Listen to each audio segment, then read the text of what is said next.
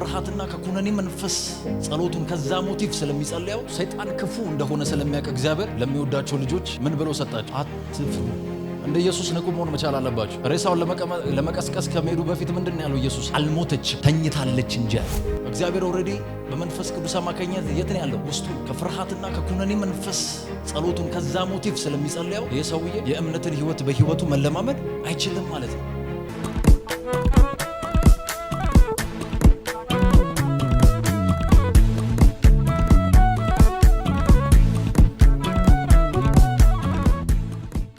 ኢየሱስ ጌታ ነው። ሁሌ መንፈስ ቅዱስ እንደ አንበሳ አክቲቭ ሆኖ በውስጣችሁ ይሄን እድል እንድትሰጡት ሁሉ ጊዜ ይጠብቃል። እሱ የእናንተ እድል ይጠብቃል። እናንተ እየጠበቃችሁት አይደለም፣ እሱ ነው እናንተን እየጠበቀ ያለው።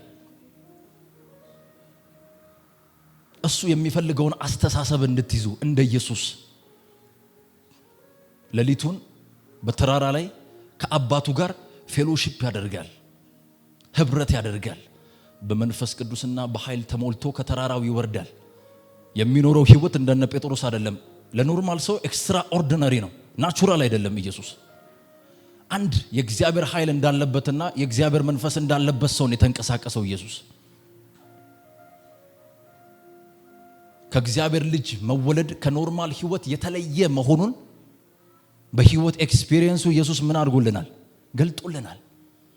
የሰጠኝን ክብር ሰጥቻቸዋለሁ ሲል ራሱ መንፈስ ላይ የወረደው መንፈስ ኢየሱስን ከሞት ያስነሳው ያው መንፈስ በእናንተ ውስጥ የሚኖር ከሆነ ይላል። አዎ ነው። ኢየሱስን እንደ ግል አዳኝ አድርጋችሁ ስለተቀበላችሁ ኢየሱስ ላይ የነበረው መንፈስ እናንተም ላይ ስላለ እግዚአብሔር እንደ ኢየሱስ በኃይል እንድትመላለሱ እናንተን ይጠብቃችኋል፣ ኤክስፔክት ያደርጋችኋል።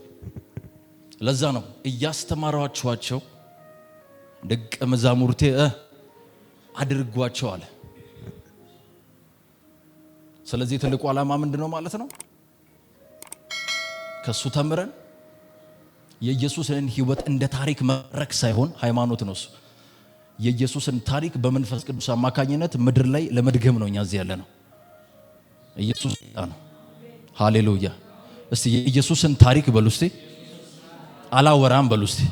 በመንፈስ አማካኝነት በምድር ላይ ተጽዕኖን ፈጥሬ በሉ።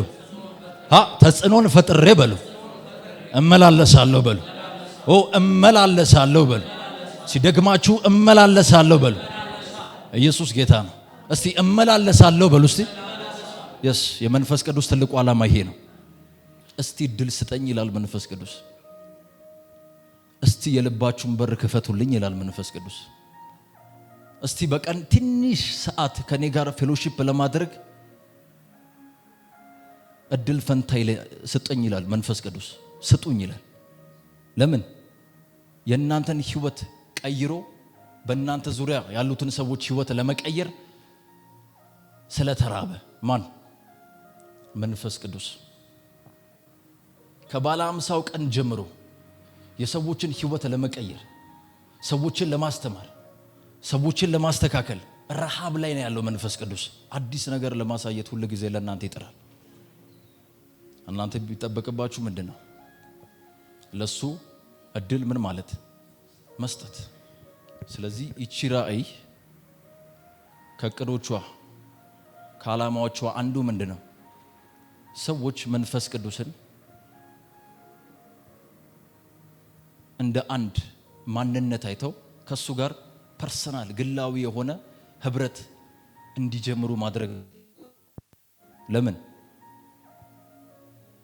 ምክንያቱም ካላገኛቸው ፈቃዳቸውን ካላገኘ በእነርሱ መገለጥ ስለማይችል ማለት ነው። ስለዚህ ሁሌ ስራው ምንድነው? በሰዎች እናንተ ልባችሁን እንድትከፍቱ ማድረግ ነው ማለት ነው። እግዚአብሔር መልካም ነው። ሃሌሉያ። እግዚአብሔር መልካም ነው። በሉስቲ ኢየሱስ ጌታ ነው። ሃሌሉያ። እሺ፣ ከባለፈው የቀጠለ ትንሽ ነገር አውራችሁና እንጸልያለን። እግዚአብሔር መልካም ነው። አማኝ ወይ ደግሞ እንደ መጠሪያው ጴንጤ የምንለው ማህበረሰብ ምስኪን አይደለም፣ የተቸገረ አይደለም። መፍትሄን የሚፈልግ አይደለም። ይሄን የምላችሁ ሃይማኖት ስዕል ስለሰጠን ነው፣ አይምሮአችን ውስጥ ኢማጂኔሽናችንን ስለሰራው ነው። አማኝ የዓለም ብርሃን፣ የዓለም ጨው ነው። ለዓለም ምንድን ነው? መፍትሄ ነው። ማን? በክርስቶስ ያለ አንድ አማኝ። ስለዚህ አማኝ ሲማር ለምንድን ነው የሚማረው ማለት ነው? በምድር ላይ ጨውነቱን፣ ብርሃንነቱን፣ የእግዚአብሔርን ክብር ለመግለጥ ነው ማለት ነው እንጂ ታሪክ አይደለም፣ እንጂ ኢንፎርሜሽን አይደለም። መንፈስ የሆነ ቃል ነው ይሄ። በውስጣችሁ ገብቶ እናንተን ለኢየሱስ አይነት ህይወት የሚያነቃቃ ቃል ነው እንጂ የእግዚአብሔር ቃል ተራ ህይወት እየኖራችሁ እያየ መፍትሄ የሌለው ቃል አይደለም። የእግዚአብሔር ቃል መፍትሄ አለው። ትልቁ ነገር ግን ምንድነው? እውቀት ነው። ማንነታችሁን የማወቅ እውቀት። ኢየሱስ ጌታ ነው። ይሄ የእግዚአብሔር ቃል ለናንተ ኢንስትራክሽን ከእግዚአብሔር ዘንድ የተላከላችሁ መርህ ነው። ለናንተ እንድትኖሩበት ምን የተሰጣችሁ የቱ? ይሄ እግዚአብሔር ቃል። እየሰማችሁ ነው? አንድ ሰው ብድግ ብሎ ጌታ ሆይ ትዳሬን አታይም ወይ? ጌታ ሆይ ቢዝነሴን አታይም ወይ? ጌታ ሆይ የታመምኩበትን ደዌ አታይም ወይ ብሎ እግዚአብሔርን ቢጠይቅ ይሄንን የእግዚአብሔር ቃል ይዞ ፉርሽም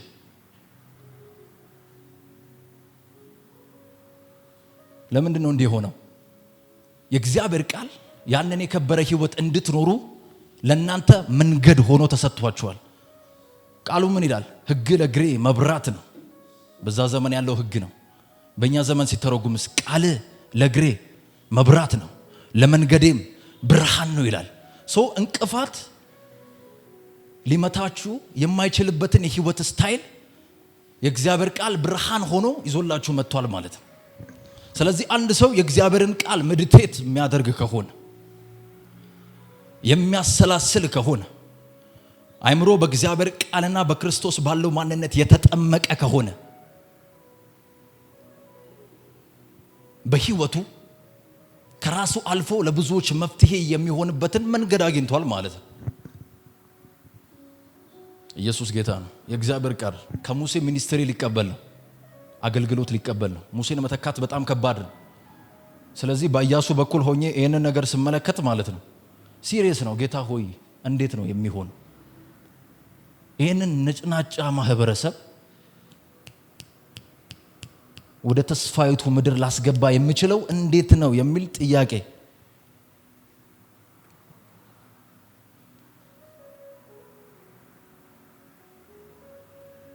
ያጨናንቀዋል ኢያሱ። ሰው እዚህ ጋር አሁን ትልቅ ራእይ ነው፣ ትልቅ ኃላፊነት ነው። እግዚአብሔር ግን እዚህ ጋር ትንቢት ነግሮት ብቻ አይደለም ያበቃው። ትንቢት ነግሮት ካበቃማ ኢያሱ ትንቢቱ የሚገለጥበትን መንገድ ስለማያውቅ በእስራኤል ማማረር ምክንያት ተማሮ ኃላፊነቱን ጥሎ ይር ነበር። ግን እዚህ ጋር ግን ትንቢት ብቻ አይደለም የነገረው እግዚአብሔር። ምንድነው የነገረው? ይሄንን ትንቢት በህይወቱ የሚገልጥበትን መርህ ነው የነገረው። ኦ ማይ ጉድነስ! ያውኑ አማኝ መማር ያለበት መርህ ነው። መርህ ረጅም ዓመት ትንቢት ሲነገረው ቆይቶ መርህ ባለማወቁ ምክንያት ዕውቀት ከማጣቱ የተነሳ እግዚአብሔር ያየለትን ሳይሆን እግዚአብሔር ያላየለትን ነው የሚኖረው። እሁድ በኢየሱስም እንዲሆናል አሜን። ሳምንቱን ደግሞ የሁኔታውን ድምጽ፣ የሰይጣንን ድምጽ አይምሮን አስበልጦ እግዚአብሔርን ቃል አሳንሶ ይኖርና እሁድ ደግሞ መጥቶ አሜን ኖ ኢንስትራክሽን አድርጎ ካልተቀበለውና ኃላፊነቱን ወስዶ የማይኖር ከሆነ ያአማኝ ተስፋው ተስፋ እንደሆነ ምን ይላል? ይቀጥላል። ማይ ጉድነስ! ተስፋው ተስፋ እንደሆነ ምን ይላል? ይቀጥላል። ስለዚህ ኦሬዲ አሁን የሚያስፈልገን ምንድነው? ተስፋን የሚያስረግጥ የተነገረንን ተስፋ በእጃችን እንድንጨብጥ የሚያደርገንን የእምነትን መንፈስ ማሰራት ነው በህይወታችን የሚያስፈልገው። ስለዚህ እዚህ ጋር ኢያሱ የእምነቱን መንፈስ የሚያሰራበትን መንገድ ካላገኘ እግዚአብሔር በኢያሱ እድል አያገኝም። ኢያሱ እግዚአብሔር የነገረውን ነገር ሳይፈጽም ይቀራል ማለት ነው። እሺ አይዞ ይለዋል ቁጥር 7 ላይ ብቻ አንተ በርታ።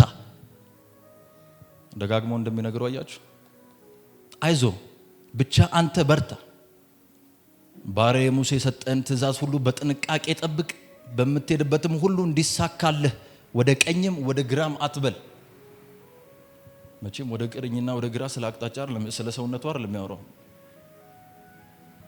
ስለ ሐሳቡ ነው።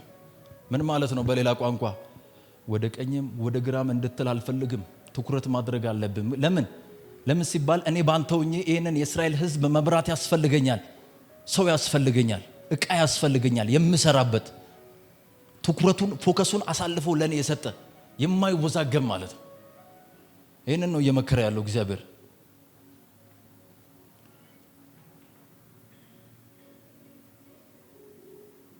በጥንቃቄ እንድትፈጽመውም ቀን ሆነ። እሺ ምን ይላል?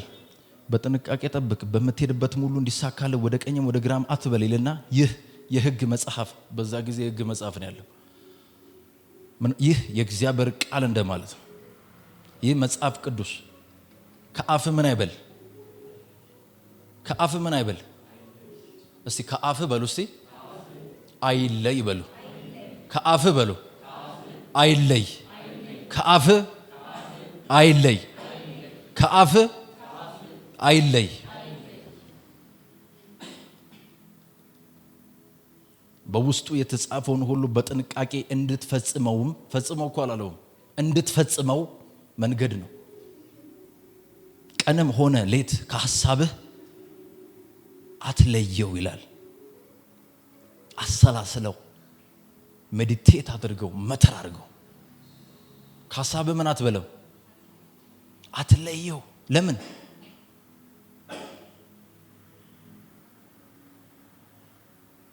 ለምን?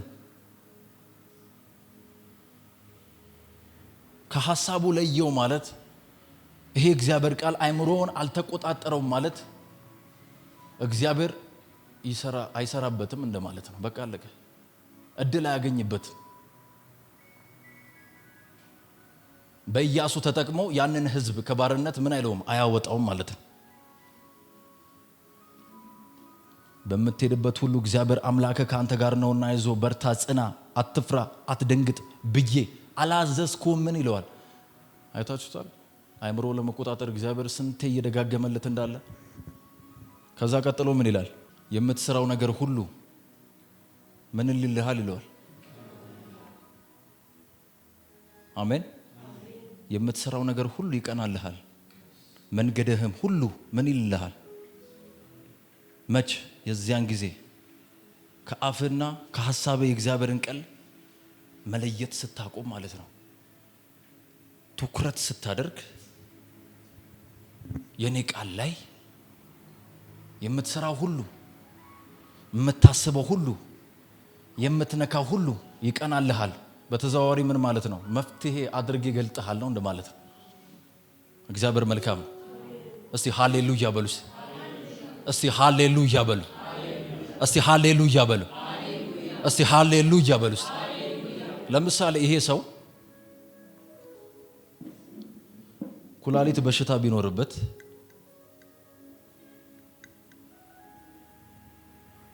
ለሱ የተጻፈው ቃል አለ። እውነት ውሸት? ምን የሚል? በመገረፉ ቁስል ድምፅ ነው። ይሄ ስሜቱ ደግሞ የሚያወራው አለ። ፔኑ ምን ይለዋል?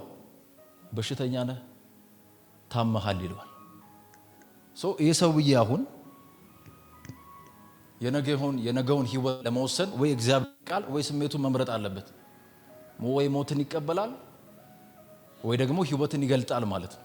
ስለዚህ የሰውዬ በገባ ቁጥር ኩላሊቱን የሚያስብ ከሆነ፣ የሚያሰላስል ከሆነ፣ ኩላሊቱን የሚያስታምም ከሆነ፣ ኔጌቲቭ የሆነ ቃል ቢናገር ትኩረቱ ሁሉ የኩላሊት በሽታው ላይ ከሆነ የሚጸናበት የቱ ነው? የኩላሊት በሽታው ነው። ለምን? ሰው በልቡ እንዳሰበው እንደዚያ ነው። የእግዚአብሔር ሐሳብ አለ፣ ቀጥሎ የሰይጣን ሐሳብ አለ። ስለዚህ እውቅና የሰጠው ሐሳብ ነው ነገና ከነገ ወዲያ በህይወት ፍሬ ሆኖ የሚገለጠው ማለት ነው። ሰው እንዳሳቡን ሳምሴ ዛሬ የእግዚአብሔርን ቃል እያሰላሰለ ከሆነ ከትንሽ ጊዜ በኋላ ህይወቱ ከክብር ውጪ ምንም ሊሆን አይችልም። ለምን? ሳምሴ አሁን ህይወቱን ሲያስብ ይሄ ነገር እንዴት ነው የሚሆነው? ያ ነገር እንዴት ነው የሚሆነው? ወዴት ነው ማቃን ነው? ምኑን ነው ማስተካከለው ብሎ ሁኔታውን የሚያሰላስል ከሆነ የእግዚአብሔር ቃል በሱ ለመስራት እድል ፈንታን ያጣል ማለት ነው። ግን እሱን ትቶ የእግዚአብሔርን ቃል እያሰላሰለ ከመንፈስ ቅዱስ ጋር ህብረት እያደረገ ቢውል በመንገዱ ላይ ማን ነው ብርሃን ሆኖ ምሪት ሆኖ የሚቀጥለው? መንፈስ ቅዱስ። ስለዚህ እግዚአብሔር ለእናንተ እረኛ ለመሆን ከእናንተ የሚፈልገው ኃላፊነት አለ ማለት ነው። የኃላፊነት ምንድን ነው? ቃሉን እንድታስቡና እስቲ ቃሉን በሉ። እስቲ አስባለሁ። እስቲ ደግማችሁ ቃሉን በሉ። አስባለሁ፣ አሰላስላለሁ፣ ህይወቴ የክብር ይሆናል። እስቲ ከክብር በሉ። እስቲ ወደ ክብር በሉ። እቀየራለሁ በሉ። እስቲ ደግማችሁ በሉ። ከክብር ወደ ክብር እቀየራለሁ። እስቲ አሁንም ደግማችሁ ከክብር ወደ ክብር እቀየራለሁ በሉ። ኢየሱስ ጌታ ነው። እግዚአብሔር ሁሉ ጊዜ በየቀኑ 365 ባይብል ላይ አትፍሩ የሚል ቃል አለው። በየቀኑ ለምን ይመስላል? በየቀኑ ለእናንተ ከባይብል ውስጥ አትፍሩ የሚል ቃል አለ። 365 ፐርፐዝሊ ነው እግዚአብሔር ያደረገው። ለምንድን ነው? ፍርሃት ማለት አንድ ሰው ከእግዚአብሔር ቃል ውጭ የሆነን ሁኔታን አስቦ አሰላስሎ አውጥቶ አውርዶ የሚደርስበት የሲኦል ደጃፍ እንደማለት። ፍርሃት ማለት ለሰይጣን በር የምትከፍቱበት ምን ማለት ነው? መሳሪያ ማለት ነው። ስለዚህ አሰላስላችሁ ሰይጣን ወደ ምን ይወስዳችኋል? ወደ ፍርሃት ይወስዳችኋል። ልክ ስትፈሩ አምናችሁ ለእግዚአብሔር በር እንደምትከፍቱት ሁሉ ስትፈሩ ኔጌቲቭ የሆነውን ሰይጣንን አምናችሁ ሁኔታውን አምናችሁ ለሰይጣን ምን ትላላችሁ ማለት ነው? በሩን ትከፍታላችሁ ማለት ነው። ስለዚህ አንድ ሰው ፈራ ማለት ሰይጣን በህይወቱ እንዲሰራ አክሰስ ሰጥቷል ማለት ነው። ፈቃደኛ ነኝ ስራ፣ በህይወቴ የምሰራው ኮንትሮል የማደርገውን ሁሉ ተቆጣጠር እንደማለት ነው ፍርሃት። ለዛ ነው ሰይጣን ክፉ እንደሆነ ስለሚያውቅ እግዚአብሔር ለሚወዳቸው ልጆች ምን ብሎ ሰጣቸው? አትፍሩ። እግዚአብሔር መልካም። አጠገባችሁ ላለው አትፍራ በሉት። የእግዚአብሔር ቃል በሉት ላንተ ነው በሉት። አንተ የእግዚአብሔር ወገን ነህ በሉት። ሲድገሙና አንተ በሉት የእግዚአብሔር ወገን ነህ። እስቲ አትፍራ በሉት። ካንተ የሚጠበቀው እምነት ነው በሉ። እስቲ አምናለሁ በሉ። እስቲ አውጁ። እስቲ አምናለሁ በሉ። ዘቨለኮ ባህታ እስቲ አምናለሁ በሉ። እስቲ አምናለሁ በሉ።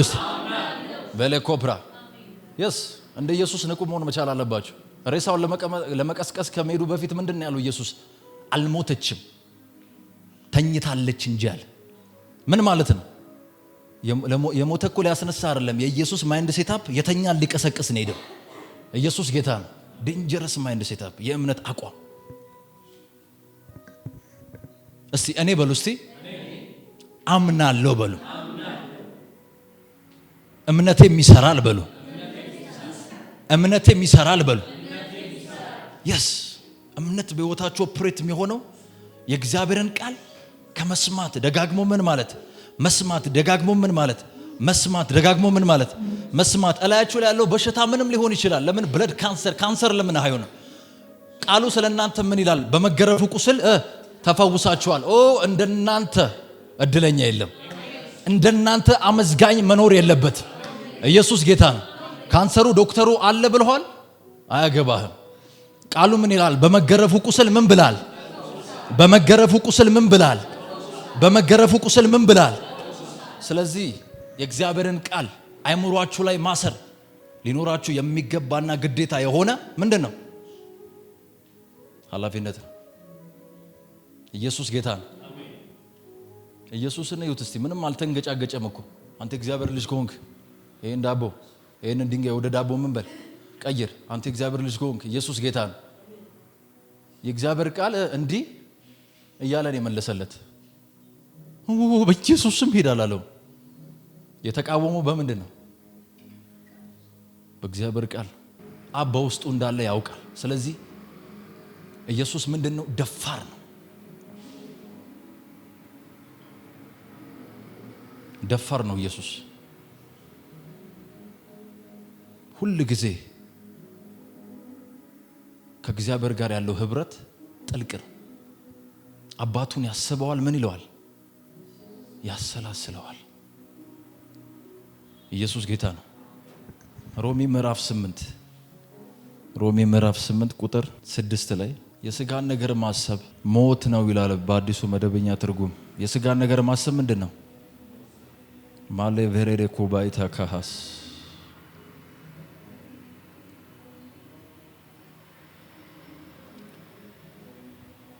የመንፈስን ነገር ማሰብ ግን ህይወትና ምንድን ነው? ህይወትና ምንድን ነው?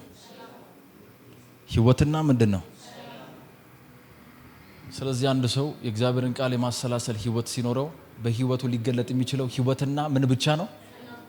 እስቲ በህይወቴ በሉ እስቲ የምንለማመደው ሰላምና ህይወት ነው በሉ እስቲ። እስቲ ሰላምና እስቲ ህይወት ነው በሉ እስቲ። እግዚአብሔር መልካም ነው። ሃሌሉያ። ስለዚህ የስጋን ነገር ማሰብ በስጋ ያላችሁን አቅም ሊሆን ይችላል፣ ሁኔታ ሊሆን ይችላል። እግዚአብሔር የሰጣችሁን ማንነት ሳይሆን በዚህ በስጋ ያላችሁን ስም፣ ያላችሁን ብቃት፣ ያላችሁን አቅም ብቻ ማሰብ ቁጭ ብሎ ከዛ አንፃር ብቻ መኖር። የሆነ ነገር ስትጠየቁ ከራሳችሁ አንፃር ብቻ ነው የምታስቡት። ስለዚህ የራሳችሁን ያህል ብቻ ነው የምትራመዱት ማለት ነው። ግን መለኮታዊው ኃይል የእግዚአብሔር ኃይል በውስጣችሁ አለ። ስለዚህ አንድ ሰው ስለ መንፈስ ማሰብ ሲጀምር በውስጡ ስላለው ስለ እግዚአብሔር ብቃት ያስባል ማለት ነው። እግዚአብሔር የት ድረስ ሊወስደው እንደሚችል ያስባል ማለት ነው። የሳራ ማህፀን ምንድን ነው? ሙት ነው። አብርሃም ግን ማንን ያያል? ማንን ያያል? አብርሃምን ማህፀኑን ነው ወይስ ይስሐቅን ነው የሚያየው? ማንን ነው የሚያየው? ትኩር ብሎ ኢየሱስ ጌታ ነው። ሃሌሉያ። ማንን ነው የተመለከተው? ሙት የሆነውን የሳራን ማህፀን ቢመለከትስ ይስሐቅን እናየው ነበረ? ስለዚህ የአብርሃም ትኩረት ነው ማለት ነው እግዚአብሔር በህይወቱ ሚራክል እንዲሰራ በር የከፈተለት። ስለዚህ አንድ ሰው ሁኔታውን ሳይሆን እድሜውን ሳይሆን ያለበትን ነገር ሳይሆን በህይወቱ ከፍተኛ ቦታ የሰጠው ለእግዚአብሔር ቃል ከሆነ በየቀኑ ህይወቱ የታምራት ይሆናል። በየቀኑ ህይወቱ ደስታ የሚያይበት አጋጣሚ ይሆናል። እስቲ በየቀኑ በሉ እስቲ የእግዚአብሔርን እጅ መለከታለሁ በሉ። ምክንያቱም በሉ የእግዚአብሔርን ቃል አሰላስላለሁ በሉ። እስቲ አሰላስላለሁ በሉ። እስቲ ደግማችሁ አሰላስላለሁ በሉ። ማይ ጉድነስ ይህ ለእናንተ እንድትኖሩት የተሰጣችሁ ከእግዚአብሔር ድንቅ ህይወት ነው። አለቀ። ኢየሱስ ጌታ ነው። ድንቅ ህይወት ነው። አንድ ነጥብ የመጨረሻ አይተን እንጸልያለን። መጽሐፈ ኢዮብ ሂድ ውስጥ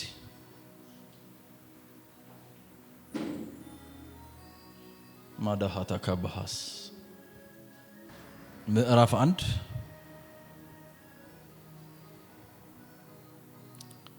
ቁጥር 5 ላይ ምን ይላል? ሰምሲ መጽሐፈ ኢዮብ ምዕራፍ 1 ቁጥር 5 ላይ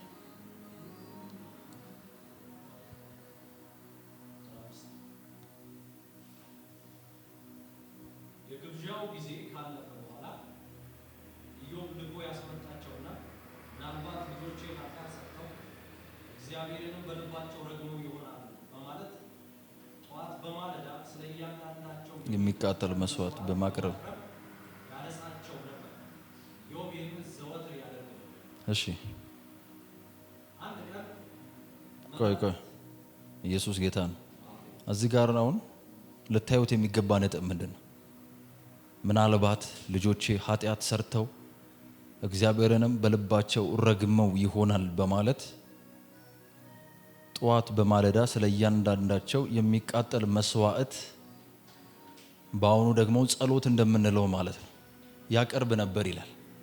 እስቲ እግዚአብሔር መልካም ነው በሉ። እስቲ ደግማችሁ እግዚአብሔር መልካም ነው በሉ። ደግማችሁ እግዚአብሔር መልካም ነው በሉ። ስለዚህ ኢዮብ እየሄደ የሚጸልይበት ሞቲቭ የሚጸልይበት መንገድ ምን አይነት ነው ማለት ነው? የፍርሃት መንገድ ነው። ልጆቼ እግዚአብሔርን በድለው ከሆነ ካፋቸው እርግማንም ወጥተው ከሆነ እያለ መስዋዕት ሲያደርግ በምን መንፈስ ነው የሚያደርገው መስዋዕቱን? በፍርሃት መንፈስ ነው የሚያደርገው መስዋዕቱ። ስለዚህ ሁሌ ዘወትር ነው ይሄንን የሚያደርገው። ሁሌ መስዋዕት ሲያደርግ፣ ሁሌ አምላኩን ሲያስብ ምንድን ነው የሚያስበው? ልጆቼ በድለው ከሆነ ካፋቸው እርግማን ወጥተው ከሆነ እንደዚህ አድርገው ከሆነ በኩነኔ መንፈስ ማለት ነው፣ በፍርሃት መንፈስ ያንን ነገር እግዚአብሔር ፊት ምን ይለዋል? ይሰዋዋል። ምን ማለት ነው? ወደ እግዚአብሔር ጋር ህብረት ለማድረግ አንድ አማኝ ሄዶ ከስጋው ማንነት ሲነሳ ማለት ነው፣ ከስጋ አቅሙ ሲነሳ ማለት ነው፣ ከስጋ ድካሙ ሲነሳ ማለት ነው። መንፈስ ቅዱስ ኦልሬዲ በውስጡ ነው ያለው። ከመንፈሱ ጋር አንድ ሆኗል። እየሰማችሁ ነው?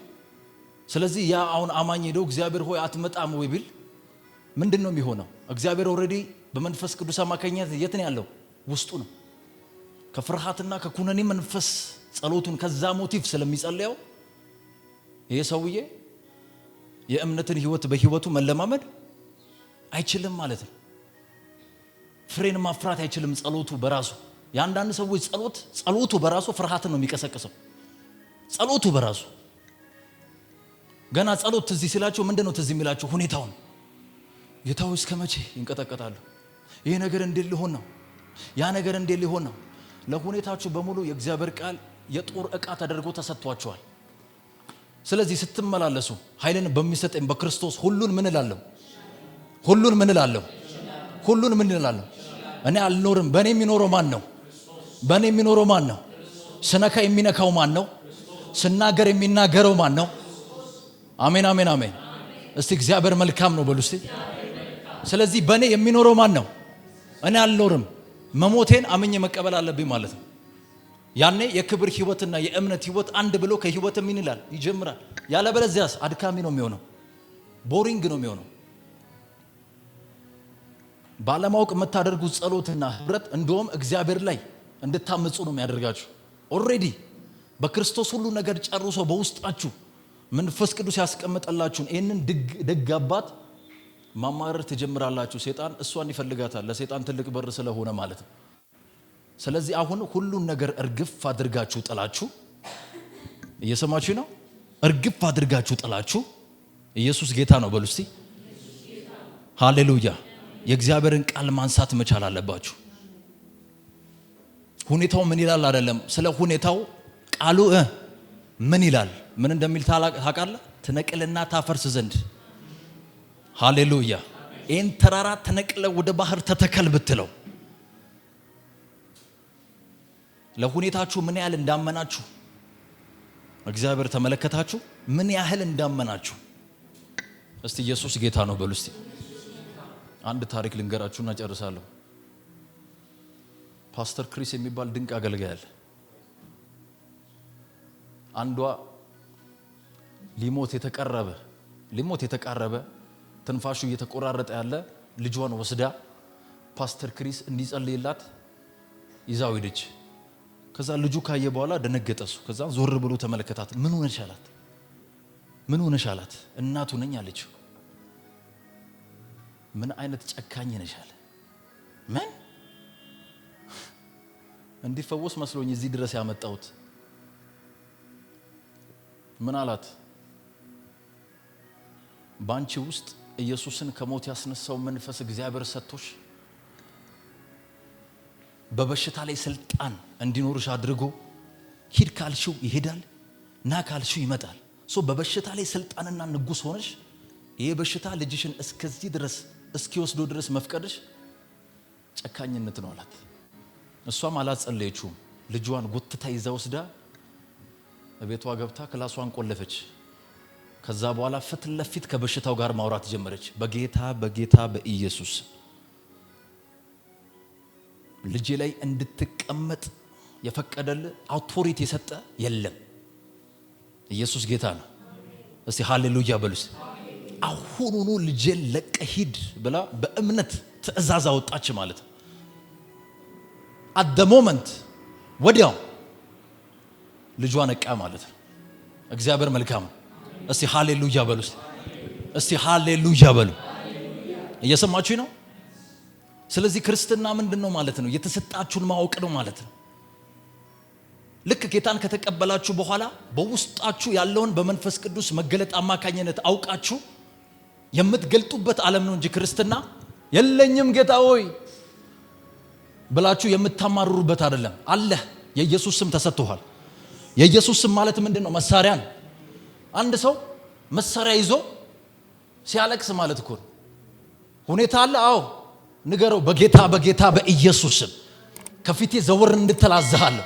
የኢየሱስ ስም እንደ መሳሪያ ነው። አቀባብላችሁ ብቻ መተኮስ ነው። ሽጉጥ ይዞ ሰው ላይ ሲያለቅስ እንደማለት እኮ ነው። ማንነትን አለማወቅ ነው ይሄ። ማካቪያ ታባራሳ